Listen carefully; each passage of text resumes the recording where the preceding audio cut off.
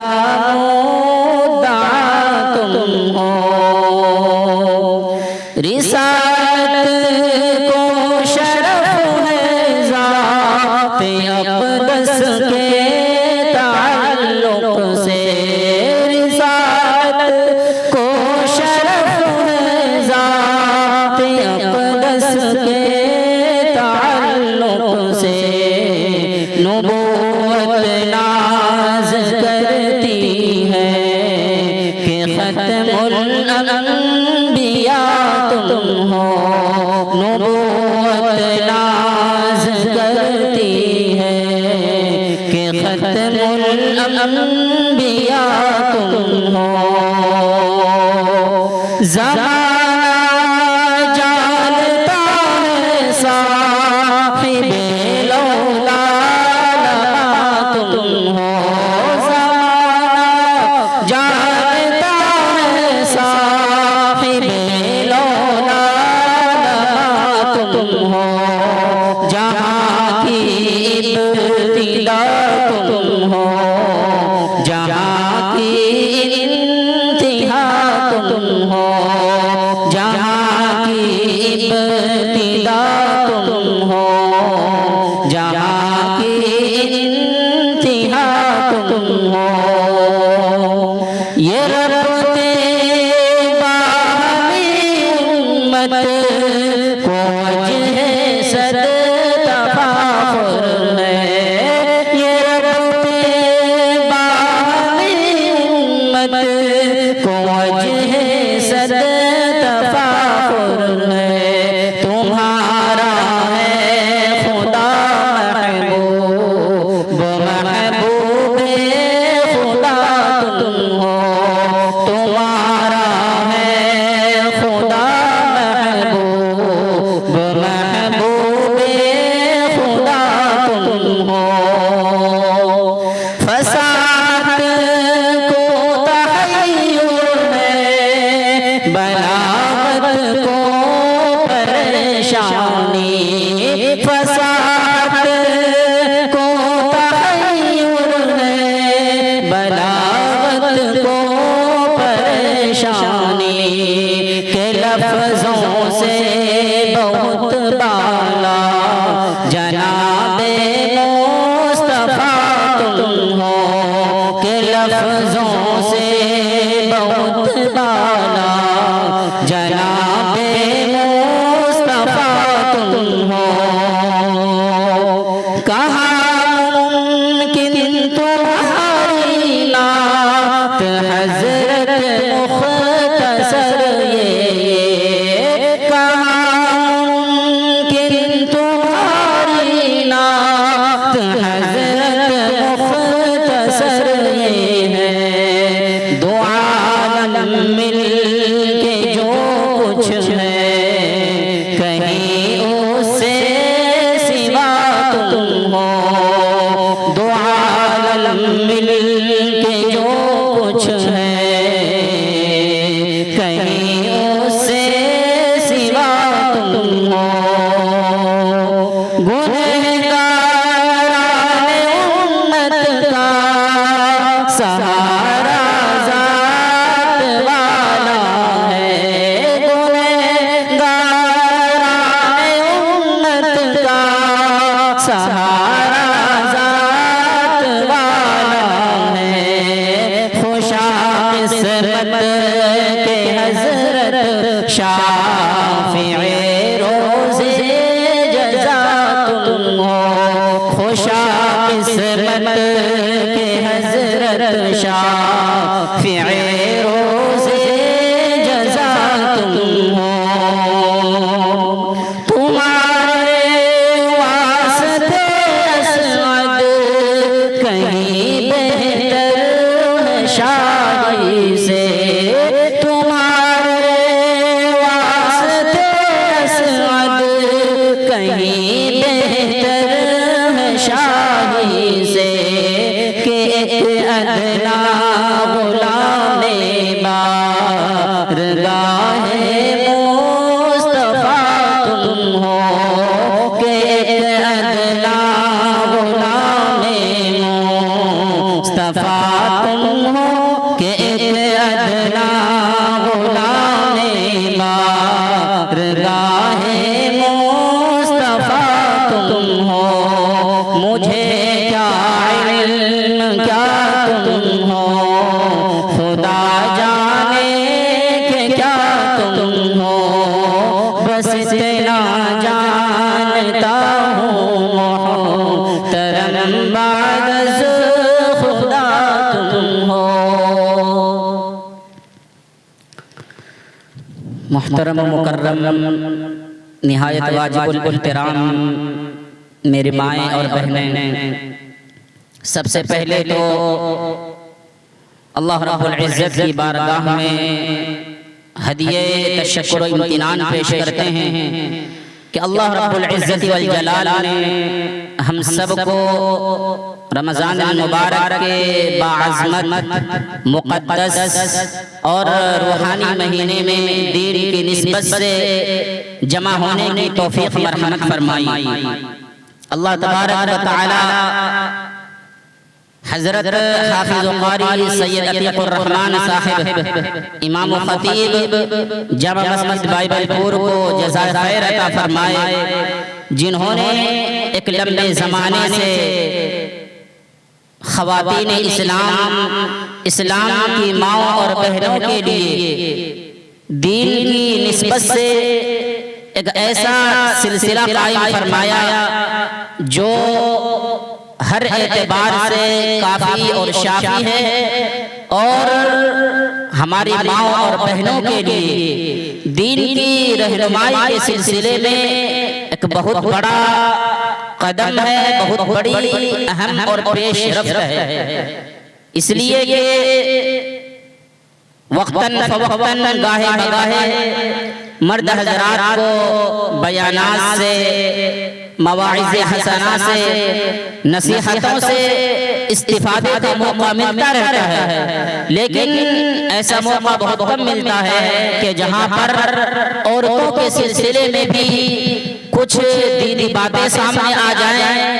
مسئلے مسائل کے تعلق سے دین کے سلسلے میں ان کی کچھ رہنمائی ہو جائے۔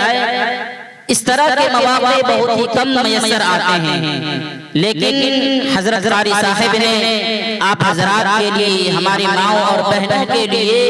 یہ جو سلسلہ قائم کیا ہے، اور وقتاً فوقتاً بڑے بڑے بزرگان دین، اولیاء اعظام اور اللہ کے نیک بندوں کو، علماء کرام کو، مفتیان کرام کو بلا کر آپ کے سامنے دین کی باتیں کہلواتے ہیں، یہ بہت ہی اچھی پیش رفت ہے۔ اس پر جتنا زیادہ ان کو داد دینی چاہیے، ان کو سراہنا چاہیے، اتنا کم ہے۔ بہرحال ایک وقت تھا کہ جب ہم رمضان المبارک سے پہلے رمضان المبارک کی آمد کے سلسلے میں ایک آرزو، ایک تمنا لیے ہوئے تھے کہ رمضان المبارک کا مہینہ آئے گا، اس کے اندر ہم فلاں نیکیاں کریں گے، ایک دوسرے سے نیکی کے اندر آگے بڑھنے کی کوشش کریں گے، اور یہ تمنا ہماری پوری بھی ہوئی، اور تمنا پوری ہونے کے بعد رمضان المبارک کا بابرکت مہینہ ہمارے اوپر سایہ فکن ہو چکا۔ دیکھتے دیکھتے رمضان المبارک کا پہلا عشرہ یعنی رحمتوں کا عشرہ بھی ختم ہو چکا، اور ہم آج رمضان المبارک کا 18واں دن ہے، یعنی آج 18 رمضان المبارک ہے۔ کل کے بعد پرسوں سے یہ دوسرا عشرہ جو کہ مغفرت کا عشرہ ہے وہ بھی ختم ہو جائے گا، اور اس کے بعد پرسوں سے رمضان المبارک کا سب سے آخری عشرہ جو کہ تمام عشروں کا خلاصہ اور نچوڑ ہے، تمام عشروں کا میں سب سے زیادہ اہمیت کا حامل ہے۔ اگر اس کے اندر بھی اگر کوئی انسان اپنے آپ کی مغفرت نہ کروا سکے، اپنے آپ کو اللہ کے سامنے حاضر کر کے، رو کر، گر گڑا کر، اللہ کے سامنے آہوزاری کر کے اپنے آپ کو بخشش کروانے والوں میں اور مغفرت کی گئی ہستیوں میں اگر اپنے آپ کو شمار نہ کرائے تو اس انسان کے لیے بہت بڑی محرومی اور بہت بڑی بدقسمتی کی بات ہے۔ جس عشرے سے ہم گزر رہے ہیں یہ مغفرت کا عشرہ ہے۔ یہ جو تقسیم کی گئی ہے، یہ پہلا عشرہ رحمت کا، دوسرا عشرہ مغفرت کا، تیسرا عشرہ جہنم سے خلاصی کا، یہ صرف اللہ رب العزت کی جانب سے ہمارے لیے شفقت کے طور پر ہے۔ ایسا نہیں ہے کہ صرف رمضان مبارک کے پہلے عشرے میں رحمت برسے گی، دوسرے عشرے میں مغفرت کا پروانہ ملے گا اور تیسرے عشرے میں جہنم سے خلاصی ہوگی، ایسا ہرگز نہیں ہے، بلکہ یہ تقسیم اس لیے کی گئی ہے، یہ کیٹیگری اس لیے رکھی گئی ہے تاکہ اگر کوئی انسان پہلے عشرے کو غنیمت نہ سمجھا، پہلے عشرے کے اندر کمی ہو گئی، کوتاہی ہو گئی، غفلت کے ساتھ گزار دیا تو دوسرے عشرے کو غنیمت جان لے۔ اگر دوسرے عشرے کے اندر بھی کمی کوتاہی ہو گئی تو تیسرے عشرے کے اندر اپنے آپ کو اللہ تبارک و تعالیٰ کے حضور حاضر کر کے اپنے آپ کی مغفرت کروا لے۔ یہ تقسیم اور یہ کیٹیگری 10 دن کی اس وجہ سے رکھی گئی ہے۔ تو اللہ رب العزت کی جانب سے ہمارے اوپر اس اعتبار سے بہت بڑا اور بے پایا احسان و کرم ہے کہ اللہ تبارک و تعالیٰ نے رحمت سے، مغفرت سے اور جہنم سے خلاصی کے بہانے اور مواقع میسر عطا کر دیے۔ بہرکیف رمضان المبارک کا جو آخری عشرہ ہے وہ کئی اعتبار سے اور بہت ساری چیزوں کے اعتبار سے اہمیت کا حامل ہے، اس وجہ سے کہ رمضان المبارک کے آخر عشرے کے اندر ہی اللہ رب العزت نے لوح محفوظ سے آسمانی دنیا پر قرآن کریم کا نزول کیا۔ اس اعتبار سے رمضان المبارک کا آخر عشرہ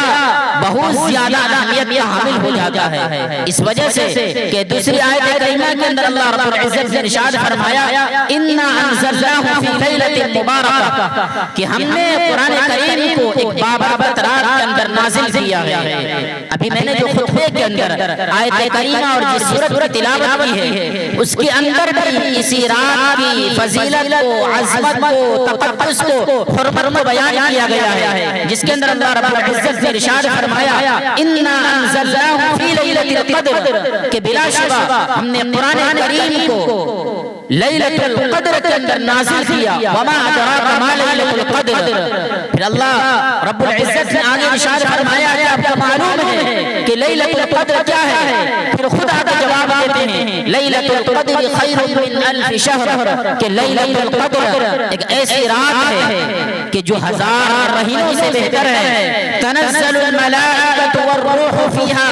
بإذن ربهم من كل امر سلام ہی حتی مطلع الفجر کہ یہ ایک ایسی بابرکت رات ہے جس کے اندر روح الامین یعنی جبرائیل علیہ السلام اور بہت سے فرشتوں کا ایک ہجوم اس رات کے اندر ہجوم ہوتا ہے اپنے پروردگار کی جانب سے، وہ اللہ رب العزت سے حکم کو لے کر آتے ہیں۔ سلام ہی حتی مطلع الفجر وہ سلامتی والی رات ہے، یعنی وہ ایک ایسی رات ہے جس کے اندر شیطان کا دخول نہیں ہو سکتا ہے، شیطان سے اس رات کے اندر انسان مامون اور محفوظ ہو جاتا ہے، اور یہ برکت اور یہ حرمت اور یہ تقدس اور یہ روحانیت طلوع فجر تک، صبح صادق تک باقی رہتی ہے۔ یہ ہے وہ سورت و آیت کریمہ جس کے اندر اللہ رب العزت نے لیلۃ القدر یعنی آخر عشرے کے اندر جو طاقتیں ہوتی ہیں اس کی فضیلت کو اور اس کی عظمت کو بیان کیا ہے۔ اللہ کے نبی صلی اللہ علیہ وسلم کے سامنے پچھلی امتوں کا جب ذکر کیا گیا کہ ان کی عمریں بہت زیادہ ہوا کرتی تھی، کسی کی 1000، کسی کی 2000، کسی کی 3000 سال ان کی عمریں ہوا کرتی تھی، تو صحابہ کرام کو تھوڑی دیر کے لیے مایوسی ہوئی انہوں نے کہا کہ اللہ کے نبی صلی اللہ علیہ وسلم جو پچھلی امتیں گزری ہیں ان کی تو عمر بہت لمبی ہوا کرتی تھی، اس اعتبار سے ان کے نامہ اعمال کے اندر بھی بہت ساری نیکیاں لکھ دی گئی ہوں گی، ہمارا کیا ہوگا؟ ہماری عمریں تو بہت مختصر ہیں، اور خاص طور پر آج کے زمانے میں اگر کسی کی عمر 80 سال ہو گئی تو غنیمت ہے، ورنہ لوگ 50 سال 60 سال یا زیادہ سے زیادہ 70-75 سال عمر میں دنیا سے چل بستے ہیں اور اللہ کے پیارے ہو جاتے ہیں۔ تو صحابہ کرام کو تھوڑی دیر کے لیے اپنے اعمال کے سلسلے میں مایوسی ہوئی کہ ان کی عمریں جب اتنی زیادہ اور لمبی ہوا کرتی تھی تو ہماری عمریں جب مختصر ہیں تو ہمارے اعمال بھی کم ہیں، تو ہمارا کیا ہوگا؟ تب اللہ کے نبی صلی اللہ علیہ وسلم نے یہ آیت کریمہ اور یہ سورت کے سامنے پڑھ کر سنائی کہ گھبرانے کی کوئی ضرورت نہیں ہے، ان کی 1000 سال عبادت اور تمہاری صرف ایک رات کی عبادت دونوں برابر ہیں۔ اللہ تبارک و تعالیٰ نے امت مسلمہ کے اوپر کتنا رحم و کرم کا معاملہ کیا ہے۔ رمضان المبارک کی جو برکت ہے وہ صرف اور صرف قرآن کریم ہی کی وجہ سے ہے، اس وجہ سے کہ قرآن کریم جو کہ آپ علیہ السلام کا سب سے تمام معجزات کے اندر سب سے بڑا اور اہم معجزہ وہ قرآن کریم ہی ہے، اور اس قرآن کریم کا نزول اس ماہ مبارک کے اخیر عشرے کے اندر وہ بھی لیلۃ القدر کے اندر نزول ہوا۔ اس اعتبار سے اس رات کی جتنی قدردانی کی جائے اتنا ہی کم ہے۔ اس اخیر عشرے کے اندر اہمیت کو سمجھنے کی اس وجہ سے بھی ضرورت ہے کہ اللہ کے نبی صلی اللہ علیہ وسلم بھی اس مہینے کے اندر، اس مہینے کے اخیر عشرے کے اندر عبادت کے اندر، ریاضت کے اندر حد سے زیادہ اہتمام کیا کرتے تھے۔ صرف آپ ہی نہیں بلکہ حدیث پاک کے اندر آتا ہے کہ اخیر عشرے کے اندر اللہ کے نبی صلی اللہ علیہ وسلم خود بھی بیدار ہوتے تھے، اپنے گھر والیوں کو بھی بیدار کرتے تھے۔ یہ روایت ہے عائشہ صدیقہ رضی اللہ عنہا کی، وہ فرماتی ہیں کہ اللہ کے نبی صلی اللہ علیہ وسلم رمضان المبارک کے اندر اور وہ بھی اخیر عشرے کے اندر جتنا زیادہ اہتمام کیا کرتے تھے وہ کسی اور دنوں کے اندر یا کسی اور عشرے کے اندر اتنا اہتمام نہیں کیا کرتے تھے۔ یوں تو آپ صلی اللہ علیہ وسلم پورے سال اور ہر رات اپنے گھر والیوں کو اخیر رات کے اندر، اخیر شب کے اندر بیدار کیا کرتے تھے عبادت کے لیے، لیکن رمضان المبارک کے اندر وہ بھی اخیر عشرے میں اس اہتمام کے اندر مزید اضافہ ہو جایا کرتا تھا۔ آپ علیہ السلام عبادت کے لیے کمر بستہ ہو جایا کرتے تھے، یعنی عبادت کے لیے اپنے آپ کو پورے طور پر آمادہ کر لیا کرتے تھے۔ جس طریقے سے یہ محاورہ ہے، جس طریقے سے کہا جاتا ہے کہ تم فلاں کام کے لیے کمر کس لو، یعنی فلاں کام کے لیے تم پورے طور پر ریڈی ہو جاؤ، تیار ہو جاؤ، پورے چاق و چوبندی کے ساتھ، چست و چالاکی کے ساتھ۔ اسی طرح اللہ کے نبی صلی اللہ علیہ وسلم بھی اخیر عشرے کے اندر اتنا اہتمام کیا کرتے تھے کہ اپنے کمر کو کس لیا کرتے تھے عبادت کے لیے۔ تو یہ وہ فضیلت ہے جس کے بارے میں اللہ کے نبی صلی اللہ علیہ وسلم نے ارشاد فرمایا کہ جو رمضان المبارک کے اخیر عشرے کے اندر عبادت کا اہتمام کرے گا،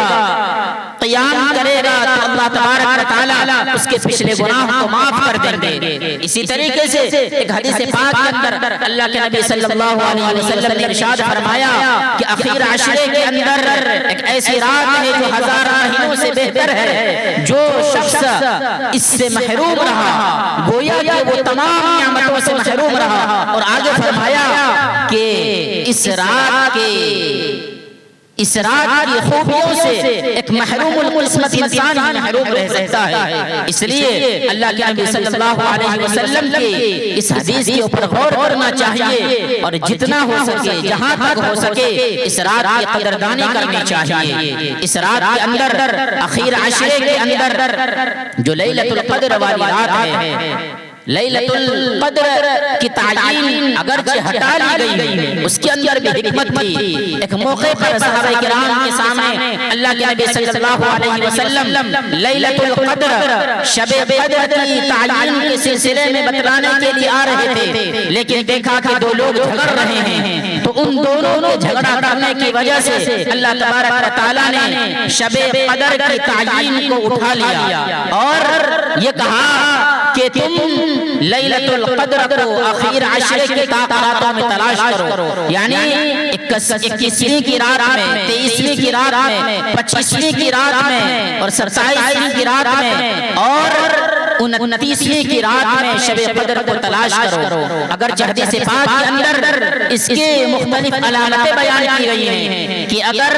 فجر کی نماز کے بعد موسم بالکل صاف ستھرا ہو اور اگر بارش ہو جائے تو ایسا لگے گا کہ اس رات واقعتاً شب قدر تھی، گویا کہ اللہ تبارک و تعالیٰ کی رات کے اندر رحمت کا نزول ہوا تھا اور اسی رحمت کے نزول کا یہ اثر ہے، لیکن یہ قوی امکانات ہے، لیکن اللہ تبارک و تعالیٰ نے شب قدر کی جو تعین اٹھا لی اس کے اندر بھی حکمت ہے، اس وجہ سے کہ اگر شب قدر کی ایک ہی تاریخ متعین ہوتی، مثال کے طور پر 21ویں کی رات یا 23ویں کی رات یا 25ویں کی رات، ان میں سے کسی ایک ہی رات کے اندر اگر شب قدر ہوتی تو ظاہر سی بات ہے اگر کوئی انسان اس رات کے اندر عبادت سے محروم رہ جاتا، اللہ تبارک و تعالیٰ کی بندگی سے محروم رہ جاتا، تو اللہ تبارک و تعالیٰ کی تمام خوبیوں اور بھلائیوں سے محروم رہ جاتا۔ اس وجہ سے اگر اللہ تبارک و تعالیٰ نے ایک موقع دیا کہ اگر 21ویں کی رات کے اندر اگر تمہاری غفلت ہو گئی تو تم 23ویں کی شب قدر کر لو، اگر 23ویں کے اندر بھی غفلت ہو گئی تو 25ویں کے اندر اس کی تلافی کر لو، اور اگر 25ویں کے اندر بھی اگر تم کسی عذر کی بنیاد پر یا بلا کسی عذر کے تم نے غفلت کے اندر گزار دیا تو تم 27ویں کی رات کی قدر کر لو، اور اگر 27ویں کے اندر بھی اگر تم نے اس کی قدر نہیں کی تو لاش کا آپشن دیا کہ تم 29ویں کی قدر کر لینا۔ یہ اللہ تبارک و تعالیٰ کی جانب سے امت مسلمہ کے اوپر بہت بڑا رحمت و کرم کا معاملہ ہوا شب قدر کی تعین کو اٹھا کر، لیکن جیسا کہ میں نے بھی بیان کیا کہ دو جھگڑا کرنے والوں کی وجہ سے اللہ تبارک و تعالیٰ نے شب قدر کی تعین کو اٹھا لیا، تو گویا کہ جھگڑا کرنا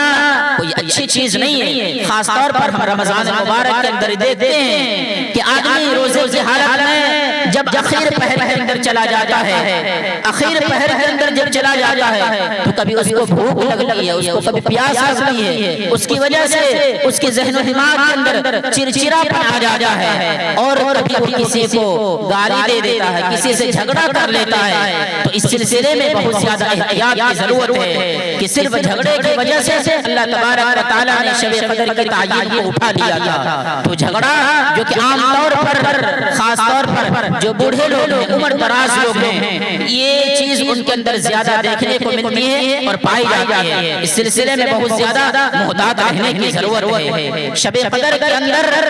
کون سے اعمال کرنے چاہیے؟ شب قدر کے اندر دیکھیے جہاں تک ہو سکے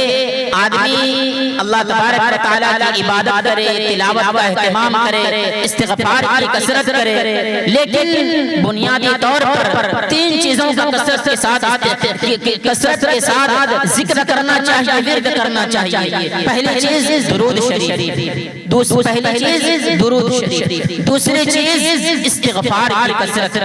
آپ جو بھی استغفار کریں، استغفر اللہ بھی پڑھ سکتے ہیں، استغفر اللہ ربی من کل ذنب واتوب الیہ بھی پڑھ سکتے ہیں، اور اگر عربی میں یاد نہ ہو تو اردو میں بھی بول سکتے ہیں، اپنی مادری زبان کے اندر بھی بول سکتے ہیں۔ یا اللہ میرے بہت سارے گناہ ہو گئے، میں آپ سے معافی چاہتی ہوں، میرے گناہ سر سے لے کر پاؤں تک ہیں، میں آپ کے سامنے سچی توبہ کرتا ہوں۔ اس طرح کے کلمات بھی اگر کہہ لے تو اس کا بھی استغفار کے اندر شمار ہوگا۔ اور تیسری چیز، تیسرے کلمے کا خوب ورد کرے۔ تیسرے کلمے کا خوب کثرت کے ساتھ ورد کرے. ان تین چیزوں کا کثرت کے ساتھ اہتمام کرنا چاہیے. اور حضرت عائشہ صدیقہ رضی اللہ تعالی عنہا جو کہ ہم سب کی اور پوری امت مسلمہ کی ماں ہیں، ان سے روایت ہے کہ وہ کہتی ہیں کہ اللہ کے نبی صلی اللہ علیہ وسلم سے انہوں نے پوچھا کہ اگر میں شب قدر کو پالوں تو اللہ کے نبی صلی اللہ علیہ وسلم میں کون سی دعا پڑھوں؟ اللہ کے نبی صلی اللہ علیہ وسلم نے ارشاد فرمایا تم اس دعا کو پڑھنا، اللہم انک عفو تحب العفو فاعف عنی. اللہم انک عفو، اے اللہ آپ معاف کرنے والے ہیں، تحب العفو معافی کو پسند کرتے ہیں، فاعف عنی لہذا مجھے معاف کر دیجیے. اگر کسی کو عربی میں یہ دعا یاد ہو تو بہت اچھی بات ہے، لیکن جیسا کہ میں نے ترجمہ بھی کر دیا، اگر ترجمہ بھی کر دیں تو پھر بھی کافی ہے. بہرکیف یہ تو شب قدر کے تعلق سے بات ہوئی. اخیر عشرے کے اندر ایک بہت بڑی اور اہم عبادت وہ اعتکاف ہے. اعتکاف کی حقیقت کیا ہے؟ اعتکاف کسے کہا جاتا ہے؟ اعتکاف کے معنی رکنے کے، ٹھہرنے کے ہیں. معلومات کے لیے، نالج کے لیے بتلا دوں کہ اعتکاف کی تین قسمیں ہیں. ایک واجب اعتکاف، ایک سنت مؤکدہ علی الکفایہ والا اعتکاف، اور ایک نفل اعتکاف. واجب اعتکاف کا مطلب یہ ہے کہ کسی نے نظر مانی یا کسی نے منت مانی کہ اگر میرا فلاں کام ہو گیا، یا میرے بیٹے کو شفا مل گئی، یا میرا فلاں کام ہو گیا، یا میرے شوہر کی تجارت کاروبار بزنس ٹھیک ٹھاک ہو گئی تو میں اتنے دن کا اعتکاف کروں گی. یہ واجب اعتکاف ہے. اگر اللہ تبارک و تعالیٰ نے اس کام کو پورا کر دیا، بچہ بیمار تھا تندرست ہو گیا، شوہر کی تجارت اور بزنس ٹھیک ٹھاک ہو گیا،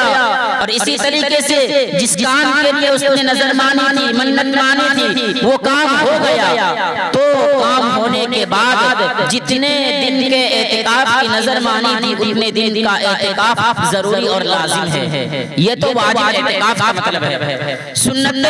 والا اعتکاف کیا ہے؟ رمضان المبارک کے اخیر عشرے کے اندر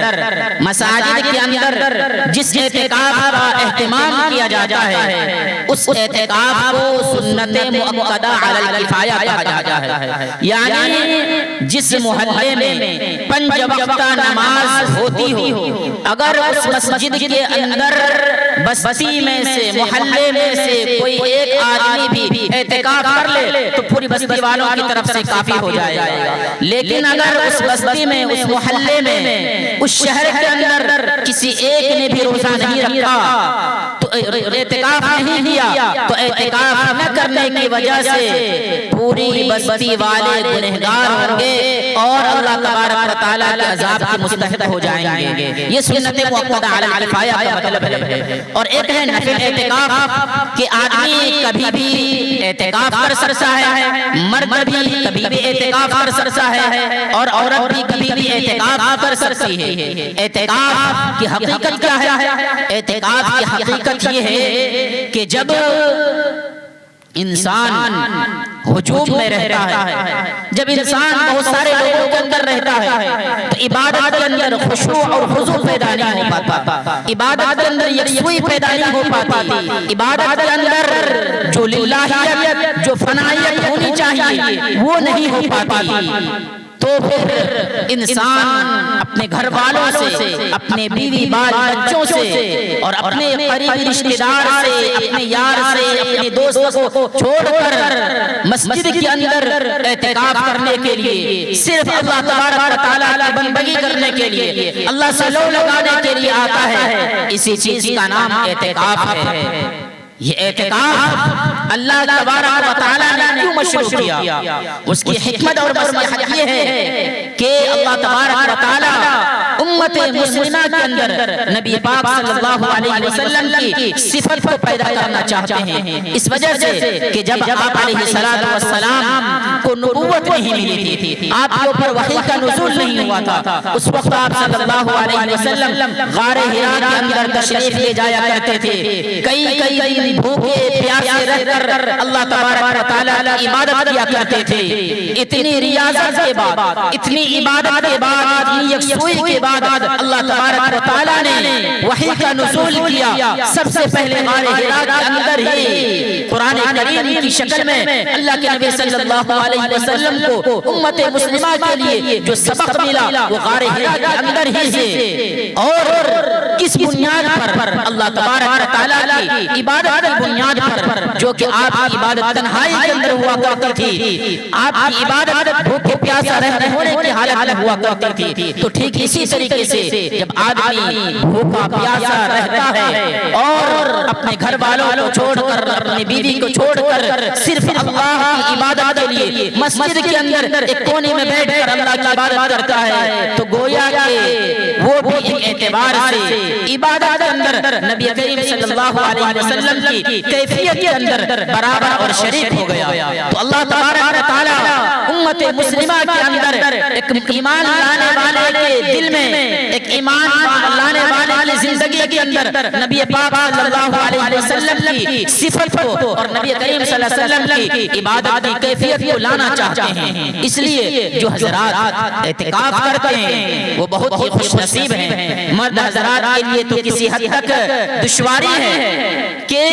اگر وہ حدود مسجد سے تھوڑی دیر کے لیے باہر نکل گئے تو ان کا اعتکاف ٹوٹ جائے گا، لیکن ہماری ماں اور بہنوں کے لیے، مستورات کے لیے، خواتین کے لیے تو بہت ہی آسان ہے کہ مستورات اور خواتین اگر اعتکاف کرنا چاہیں، اگر وہ شادی شدہ ہیں تو اپنے شوہر سے اجازت لے کر گھر کے اندر جس جگہ نماز کا اہتمام کرتی ہیں اسی جگہ کو 10 دن کے لیے خاص کر لے، اور اگر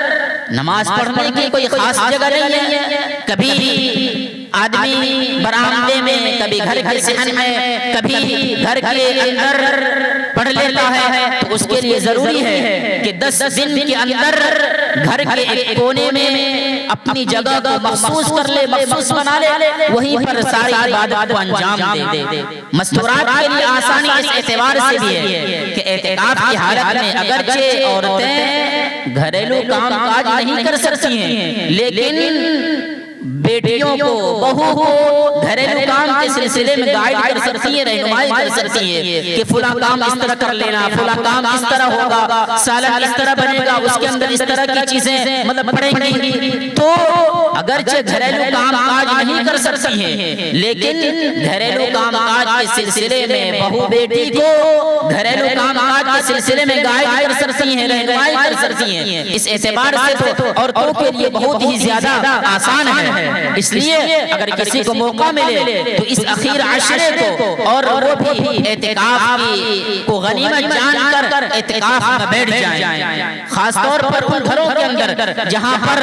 عورتوں کی تعداد زیادہ ہے، کئی بیٹیاں ہیں، بہو بھی ہیں، تو ظاہر سی بات ہے وہاں پر اگر ایک گھر کے اندر اگر ایک عورت بھی اعتکاف کے اندر بیٹھ جائے تو انشاءاللہ العزیز گھر کا ماحول بہت ہی بہتر اور خوشحال ہو جائے گا۔ اس وجہ سے کہ اگر رمضان مبارک کے مہینے کی، اس کے دنوں کی، اس کے ایام کی، اس کے گھڑیوں کی اگر قدر کر لیتے ہیں تو انشاءاللہ العزیز اس کا اثر اور اس کی برکت پورے سال کے اندر ظاہر ہوگی۔ حدیث پاک ہے من سلم له رمضان سلم له السنہ، کہ جس کا رمضان صحیح سالم گزرا، عبادت کے اندر، نیکی کے اندر، تلاوت کے اندر، ذکر و اذکار کے اندر جس کی رمضان گزرا تو اس کا پورا سال بھی صحیح سالم گزرے گا، یعنی برکت کے اعتبار سے، روحانیت کے اعتبار سے، خوشحالی کے اعتبار سے۔ تو رمضان المبارک کے اخیر عشرے کے اندر جو سب سے اہم چیز ہے وہ لیلۃ القدر، شب قدر ہے، اور اسی کی اخیر عشرے کی خصوصیت اللہ تبارک و تعالیٰ نے اعتکاف کی شکل میں بھی پیدا فرما دی ہے۔ تو اعتکاف میں بیٹھ کر آدمی جتنا ہو سکے اللہ تبارک و تعالیٰ سے رو کر گڑگڑا کر اپنے آپ کو اللہ تبارک و تعالیٰ کی نیک بندیوں میں شامل کر لے۔ ثواب اور اس فضیلت کیا ہے؟ اللہ کے نبی صلی اللہ علیہ وسلم نے فرمایا کہ جس نے اخیر عشرے کا اعتکاف ایک دن کا بھی کیا تو اللہ تبارک و تعالیٰ کل قیامت کے دن اس کے اور جہنم کے درمیان 3 خندقیں حائل کر دیں گے، اور ایک خندق کی مسافت زمین اور آسمان کے درمیان جتنی مسافت ہے اتنی مسافت اور اتنا ڈسٹینس ایک خندق کے درمیان ہوگا. یعنی اگر کسی اللہ کے بندے نے، اللہ کی بندی نے رمضان المبارک کے آخر عشرے میں ایک دن کا بھی اعتکاف کیا تو اعتکاف کرنے کی برکت سے اللہ تبارک و تعالیٰ اس کے اور جہنم کے درمیان 3 خندقیں حائل کر دیں گے اور اس کے بیچ میں لا دیں گے، جس کی وجہ سے وہ انسان جہنم میں نہیں جا سکے گا اور جنت کا حقدار ہو جائے گا. اور اسی طریقے سے اللہ کے نبی صلی اللہ علیہ وسلم نے دوسری حدیث میں ارشاد فرمایا اعتکاف بیٹھنے والوں کے لیے کہ ہوا یعتکف الذنوب ویجری لہ الحسنات کعامل الحسنات کلھا، کہ جو شخص اعتکاف کے اندر بیٹھتا ہے تو اس کی وجہ سے اس کے سارے گناہ معاف ہو جاتے ہیں اور اس کے لیے اتنی ہی نیکیاں لکھ دی جاتی ہیں جتنا کہ کرنے والے کے نام اعمال کے اندر لکھی جاتی ہیں. اس کا مطلب یہ ہے، اس حدیث کا مطلب یہ ہے کہ اعتکاف میں بیٹھنے کی وجہ سے آدمی کا گناہ معاف ہو جاتا ہے، آدمی کا گناہ معاف ہو جاتا ہے. اور دوسرا فائدہ یہ بیان کیا کہ اگر کسی نے کوئی عمل نہیں کیا پھر بھی اعتکاف میں بیٹھنے کی وجہ سے اس عمل کا اسے ثواب ملے گا. مطلب یہ ہے کہ اعتکاف میں بیٹھنے کی وجہ سے بہت ساری چیزیں ممنوع ہو جاتی ہیں. مثال کے طور پر اگر آپ گھر کے اندر اعتکاف میں بیٹھے ہیں تو آپ باہر نہیں جا سکتے ہیں، اگر باہر گئے تو اعتکاف ٹوٹ جائے گا. تو اعتکاف میں بیٹھنے کی وجہ سے آپ کسی کی عیادت کرنے کے لیے نہیں جا سکتی ہیں، کسی کی مزاج پرسی کے لیے نہیں جا سکتی ہیں، کسی کی خبر خیریت معلوم کرنے کے لیے نہیں جا سکتی ہیں. لیکن جو عیادت نہ کرنے کی وجہ سے ثواب میں کمی نہیں ہوگی بلکہ الٹا نام اعمال کے اندر ثواب لکھا جائے گا. اعتکاف میں بیٹھنے والے اگرچہ بیمار کی عیادت کے لیے نہیں جا سکتے ہیں، بیمار کے مزاج پرسی کے لیے نہیں جا سکتے ہیں، خبر خیریت کے لیے معلوم نہیں کر سکتے ہیں، لیکن اعتکاف میں بیٹھنے کی برکت کی وجہ سے بیمار کی عیادت کا ثواب ملے گا. کعامل الحسنات کلھا کا یہ مطلب ہے کہ اس کے لیے اتنا ہی نیکیاں لکھی جائیں گی کے نیکی کرنے والے کے اعمال میں لکھی جائیں گی. تو یہ اعتکاف میں بیٹھنے والوں کے لیے بہت نفع کی چیز ہے اور بہت خوشخبری ہے. اعتکاف کون کر سکتا ہے؟ یعنی مستورات میں اگر ماہواری ہو، اگر مخصوص ایام چل رہے ہوں، کسی کا مہینہ چل رہا ہو تو ظاہر سی بات ہے وہ پارٹی کا زمانہ ہے، اس کے اندر تو آپ روزہ بھی نہیں رکھ سکتی ہیں، نماز بھی نہیں پڑھ سکتی ہیں، اسی طریقے سے اعتکاف میں بھی نہیں بیٹھ سکتی ہیں اس حالت میں. اس وجہ سے آدمی اگر کسی کو اعتکاف میں بیٹھنا ہو تو پہلے سے ہی وہ ایک اندازہ لگا لے کہ اعتکاف میں ہم جب بیٹھ رہے ہیں تو اعتکاف میں بیٹھنے کے بعد کہیں ہمارے وہ ایام وہ دن شروع تو نہیں ہو رہے ہیں. اگر ایسی بات ہے تو وہ لوگ اعتکاف میں نہ بیٹھیں، یعنی جو 10 دن کا اعتکاف ہوتا ہے، ورنہ تو نفل اعتکاف تو آپ 1 منٹ کے لیے بھی، 1 گھنٹے کے لیے بھی، 3 دن 4 دن جتنا آپ کو موقع مل جائے نفل اعتکاف 1 منٹ 1 سیکنڈ کا بھی ہو سکتا ہے. بس آپ نیت کر لیجئے آپ کا اعتکاف ہو جائے گا. تو جو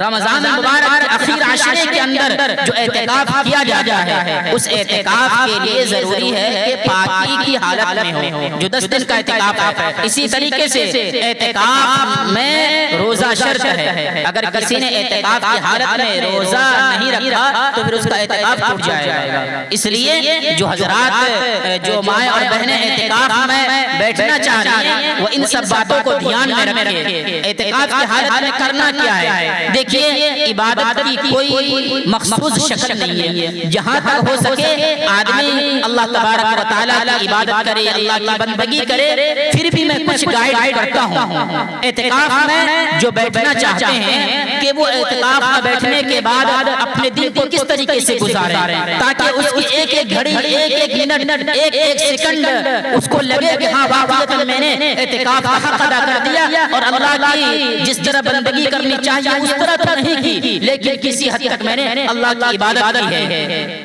تو اعتکاف میں جو بیٹھا جاتا ہے وہ 20ویں رمضان کا جب غروب آفتاب ہو جائے اس وقت سے، چونکہ اسلامی مہینے کے اعتبار سے قمری یعنی چاند کے حساب سے مغرب کے بعد سے چاند تاریخ بدل جاتی ہے، ڈیٹ بدل جاتی ہے۔ تو اس وجہ سے جب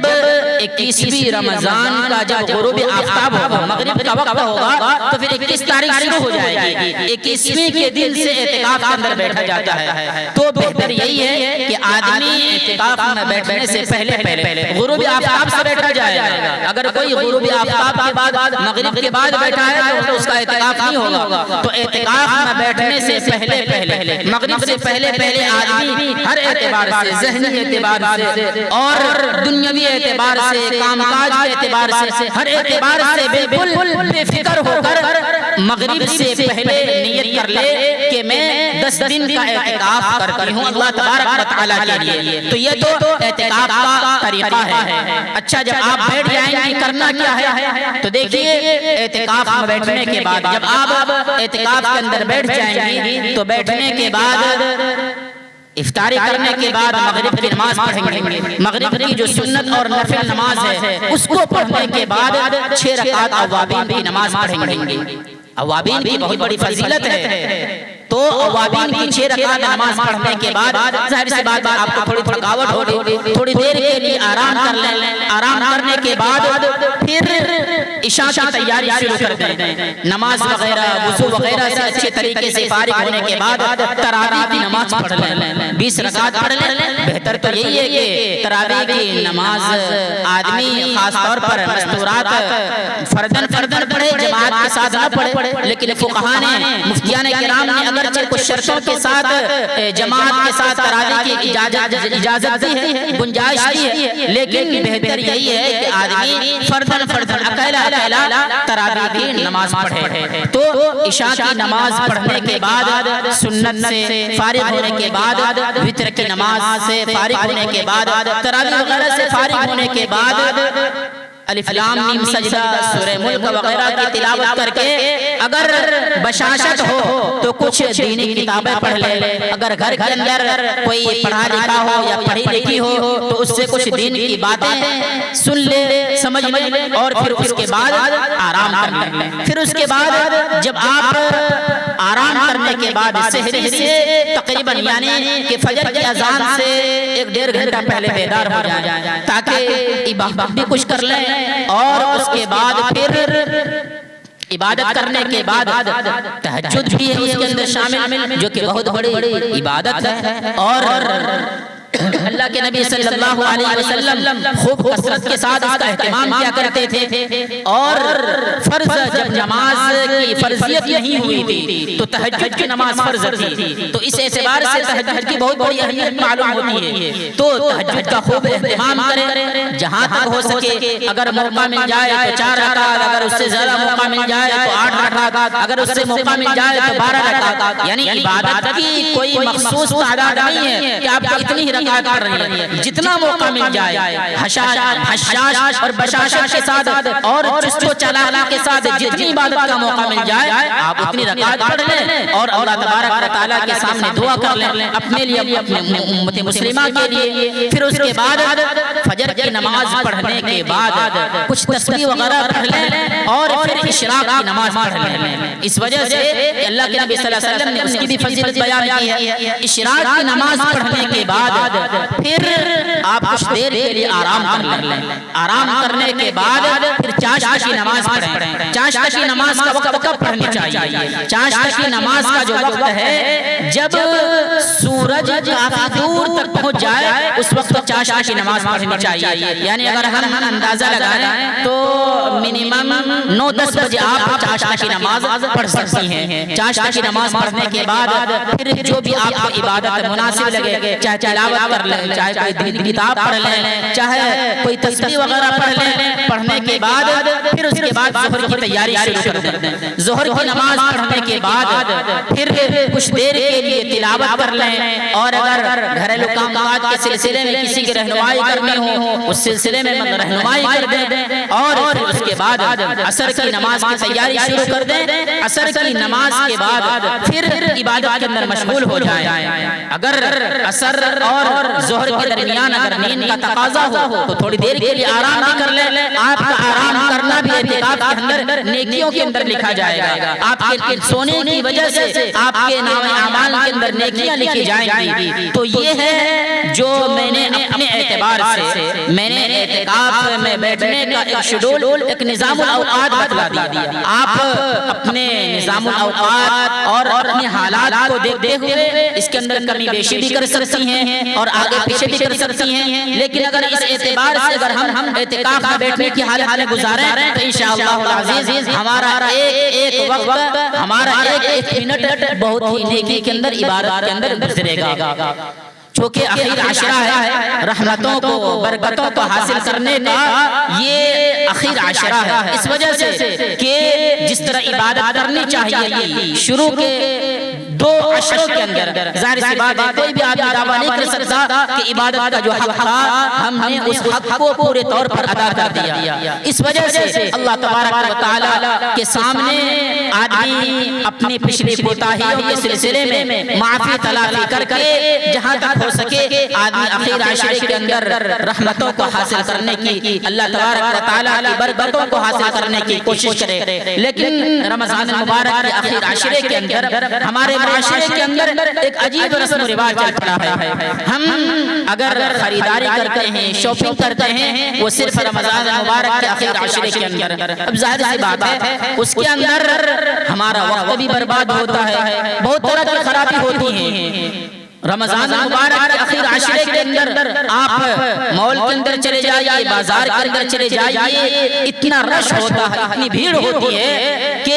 اللہ کی پناہ اس کے اندر ہماری ماں اور بہنوں کی کبھی کبھی عزت بھی محفوظ نہیں ہو پاتی ہے۔ اس وجہ سے کہ ظاہر سی بات ہے کہ جب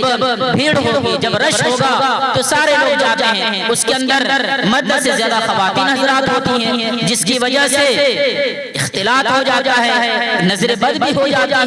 تو اس طرح کی خرابی ہے اور دنیاوی نقصان بھی ہے۔ اس وجہ سے کہ جب آپ رمضان المبارک کے اخیر عشرے میں جاتے ہیں تو دکان والوں کے شاپ اور مول والوں کے بھاؤ بالکل آسمان پر چڑھ جاتے ہیں۔ اگر کسی سوٹ کی اگر قیمت پرائس اگر 5000 ہو تو اگر آپ لاکھ منت سماجت کر لیں کہ 4000 میں دے دیں، لیکن وہ دینے کے لیے تیار نہیں ہوگا۔ اگر کسی کے اندر اللہ نے اگر دل کو ٹھنڈا کر دے تو الگ بات ہے وہ کم کر دے، لیکن چونکہ اس کو پتہ ہوتا ہے کہ مسلمان لوگ اور اسی طریقے سے خواتین حضرات اسی مہینے کے اندر اور اسی دنوں کے اندر ہمارے پاس آئیں گے تو نہ چاہتے بھی ان کو لینا پڑے گا۔ اس وجہ سے وہ موقع کا فائدہ اٹھاتے ہوئے آپ کے پیسے کو بھی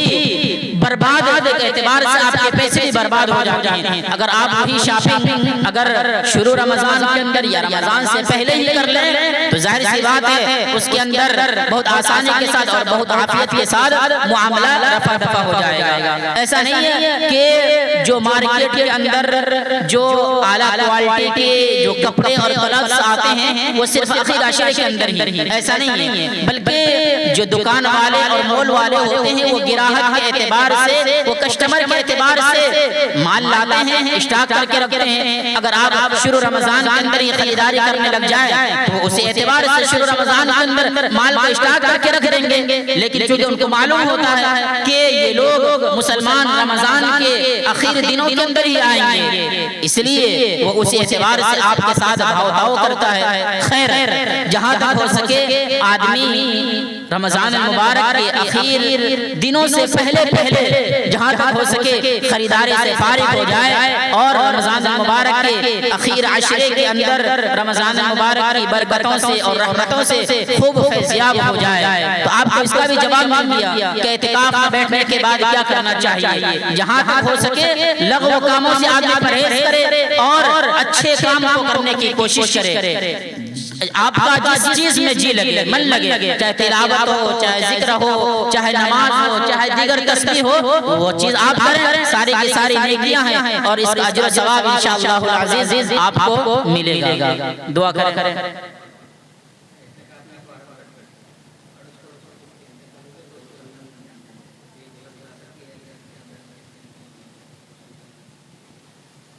دیکھیے آج کل تو ایسا بہت کم ہوتا ہے کہ کسی محلے میں یا کسی بستے میں کسی عورت کا انتقال ہو جائے اور وہاں پر کوئی غسل دینے والا یا دینے والی نہ ہو، ایسا بہت کم ہوتا ہے۔ لیکن پھر بھی اگر اس طرح کی سچویشن، اس طرح کی صورتحال اگر پیدا ہو جائے تو وہ جا سکتی ہے، لیکن بات وہیں آ جائے گی کہ جانے کی وجہ سے اس کا اعتکاف ٹوٹ جائے گا۔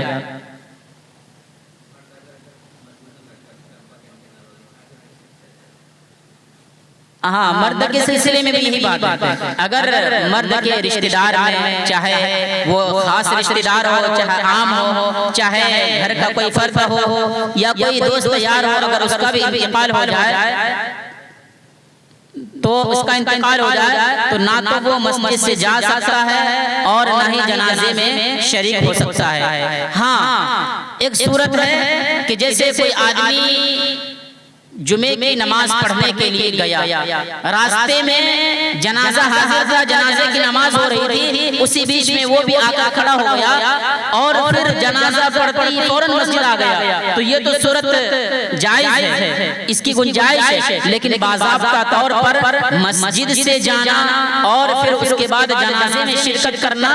یہ درست نہیں ہے، جانے کی وجہ سے اعتکاف ٹوٹ جائے گا۔ مردوں کے سلسلے میں تو یہ بھی ہے کہ اگر کوئی آدمی بلا عذر شرعی یا طبعی، یعنی کہ کبھی ایسا ہوتا ہے کہ مسجد کے اندر غسل خانہ نہیں ہوتا بلکہ مسجد کے باہر ہوتا ہے، اسی طریقے سے باتھ روم کبھی ٹوائلٹ مسجد کے باہر ہوتا ہے، تو ظاہر سی بات ہے جب آدمی کے اوپر غسل فرض ہو جائے تو غسل کرنے کے لیے باہر جانا پڑ سکتا ہے۔ تو اگر اس طرح کی کوئی مجبوری نہ ہو اور وہ پھر مسجد سے باہر چلا جائے تو اگرچہ 1 منٹ کے لیے ہی چلا جائے اس کا اعتکاف ٹوٹ جائے گا۔ حدود مسجد، اب یہ متولی حضرات یا مسجد بنانے والے بتائیں گے کہ حدود مسجد کیا ہے۔ شریعت کے اندر غسل خانہ، وضو خانہ،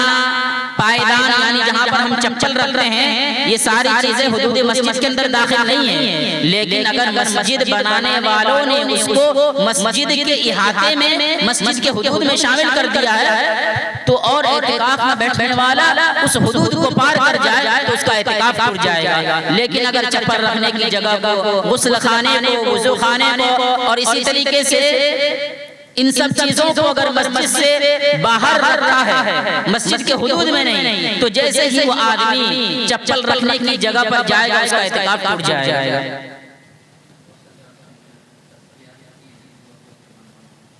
ٹھیک ہے، زیادہ ٹائم تو نہیں ہو گیا، دعا کر لیجیے۔ بسم اللہ الرحمن الرحیم، اللہم صلی علی محمد وعلی آل محمد کما صلیت علی ابراہیم وعلی آل ابراہیم انکا حمید مجید، اللہم بارک علی محمد وعلی آل محمد کما بارکت علی ابراہیم وعلی آل ابراہیم انکا حمید مجید، اللہم ربنا ظلمنا انفسنا وإن لم تغفر لنا وترحمنا لنكونن من الخاسرین، اللہم ربنا اغفر لنا ولإخواننا الذين سبقونا بالإيمان ولا تجعل في قلوبنا غلا للذين آمنوا ربنا إنك رؤوف رحيم، اللهم إنك عفو كريم تحب العفو فاعف عني، لا إله إلا أنت سبحانك إنا كنا من الظالمين، إلهكم إله واحد لا إله إلا هو الرحمن الرحيم، نستغفر الله الذي لا إله إلا هو الحي القيوم ونتوب إليه، اللهم لا سهل إلا ما جعلته سهلا وأنت تجعل الحزن سهلا إذا شئت، يا أرحم الراحمين يا أكرم الأكرمين يا ذا الجلال والإكرام، اللهم إنا نسألك الهدى والتقى والعفاف والغنى، اللهم إنا نسألك رضاك والجنة ونعوذ بك من النار، ونعوذ بك من عذاب القبر، ونعوذ بك من عذاب الحشر، ونعوذ بك من فتنة المحيا والممات، ونعوذ بك من فتنة المسيح الدجال، لا إله إلا الله الحليم الكريم، سبحان الله رب العرش العظيم والحمد لله رب العالمين، أسألك نسألك موجبات رحمتك وعزائم مغفرتك والغنيمة من كل بر والسلامة من كل إثم. لا تدع لنا ذنبا إلا غفرته ولا هما إلا فرجته ولا دينا إلا قضيته ولا مريضا إلا شفيته ولا حاجة هي لك رضا إلا قضيتها يا أرحم الراحمين يا أكرم الأكرمين يا ذا الجلال والإكرام. یا اللہ ہم بہت گنہگار ہیں، خطا کار ہیں، سیاہ کار ہیں. یا اللہ گناہ کرتے کرتے دل سیاہ ہو چکا ہے، دل میں سیاہ دھبا اور نقطہ لگ چکا ہے. یا اللہ سر سے لے کر پاؤں تک گناہوں کے دلدل میں ڈوبے ہوئے ہیں. یا اللہ گناہوں کے سمندر میں ڈوبے ہوئے ہیں. یا اللہ اپنی رحمت کی رسی کو پھینک کر ہمیں گناہوں کے سمندر سے نکال دے. یا اللہ اپنے فضل و کرم کا معاملہ فرما. یا اللہ ہمارے حال پر رحم و کرم کا معاملہ فرما. یا اللہ ہماری جان مال عزت و آبرو ایمان کی حفاظت فرما. یا اللہ یہاں پر جو ہماری ماں اور بہنیں آئی ہوئی ہیں، یا اللہ ان کا کوئی مقصد نہیں ہے. یا اللہ بھوکے پیاسے ہونے کی حالت میں اپنے بچوں کو چھوڑ کر، اپنے گھر بار کو چھوڑ کر، اپنے کام کاج کو چھوڑ کر صرف تیرے لیے، تیری بات، تیرے دین کی بات کو سننے کے لیے، تیرے اور تیرے رسول کی بات کو سننے کے لیے یہاں پر آئی ہوئی ہیں. یا اللہ ان کے آنے کو قبول فرما لے. یا اللہ ان کے بیٹھنے کو قبول فرما لے.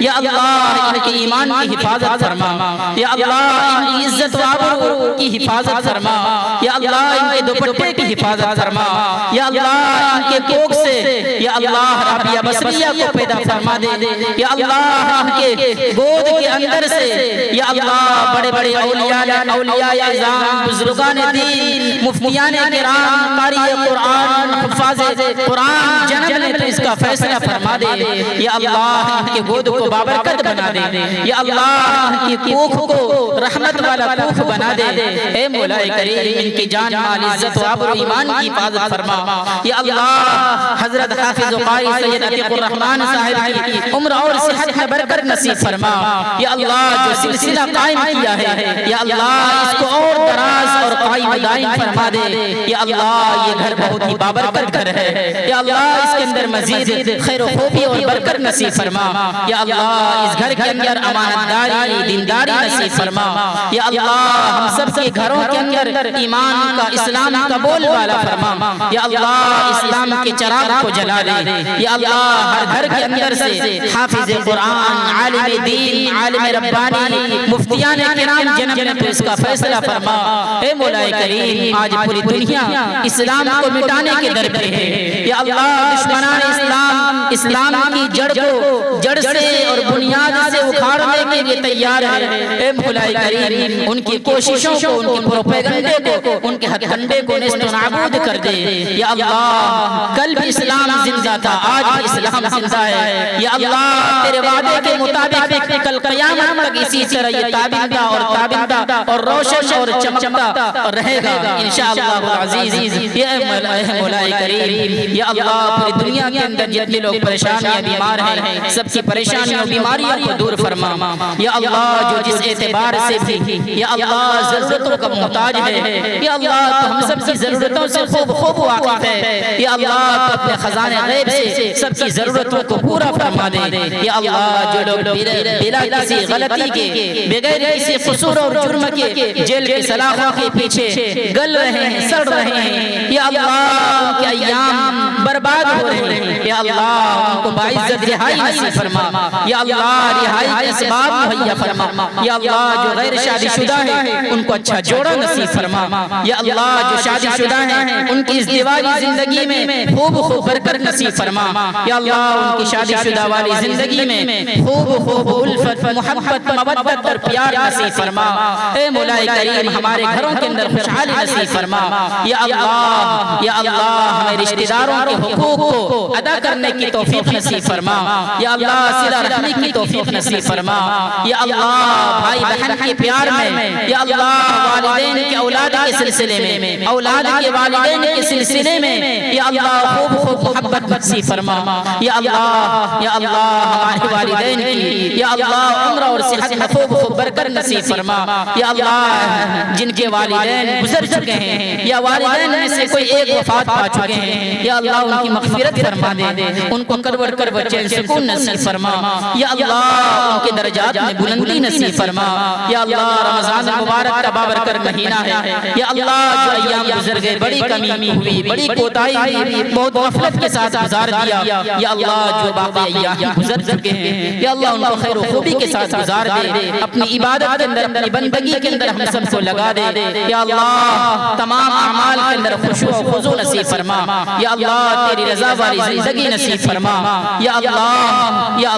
ہم سب کا خاتمہ ایمان پر ہو تو اس کا فیصلہ نصیب فرما یا اللہ پوری زندگی ہمیں ایمان پر ثابت قدم رکھ یا اللہ ثابت قدمی نصیب فرما یا اللہ کریم لا الہ الا اللہ محمد رسول اللہ پر جمع رہنے کی توفیق نصیب فرما یا اللہ تیرے نبی کی تعلیمات پر زندگی تیری نبی کی تعلیمات کو یا اللہ اپنانے کی توفیق نصیب فرما یا اللہ اپنی زندگی کو نبی پاک صلی اللہ علیہ وسلم کی زندگی کے مطابق ڈھالنے کی توفیق نصیب فرما یا اللہ برزخ کے عذاب سے ہماری حفاظت فرما یا اللہ جو بھی اولاد ہیں ان کو اولاد نصیب فرما نیک صالح اولاد نصیب فرما یا اللہ جو صاحب اولاد ہیں ان کی اولاد کو نیک صالح بنا دے یا اللہ ان سے دین کی خدمت لے لے یا اللہ ان سے دین کی خدمت لے لے یا اللہ برزخ کے عذاب سے ہماری حفاظت فرما یا اللہ کل قیامت کے دن آقا انعامدار جناب محمد رسول اللہ صلی اللہ علیہ وسلم کے ہاتھ سے جام کوثر پینا نصیب فرما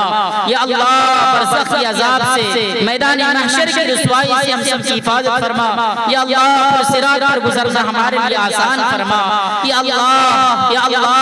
اس ماہ مبارک کی برکت کے وسیلے سے ہماری دعا کو قبول فرما یا اللہ ہماری ماں اور بہنوں کے آنے کی برکت سے ہماری دعا قبول فرما لے یا اللہ آقا انعامدار جناب محمد رسول اللہ صلی اللہ علیہ وسلم صحابہ کرام صحابیات تابعین تبع تابعین اولیاء اعظام بزرگان دین کے صدقے طفیل میں قبول عطا فرما یا اللہ جنہوں نے دعا کے لیے کہا ہے ان کے جائز مقاصد کو پورا فرما یا اللہ ان کی نیک خواہشات کو جائز تمناؤں کو پورا فرما ربنا تقبل منا انك انت السميع العليم وتب علينا انك انت التواب الرحيم وصلى الله تعالى على خير خلقه محمد وعلى اله واصحابه اجمعين برحمتك يا ارحم الراحمين.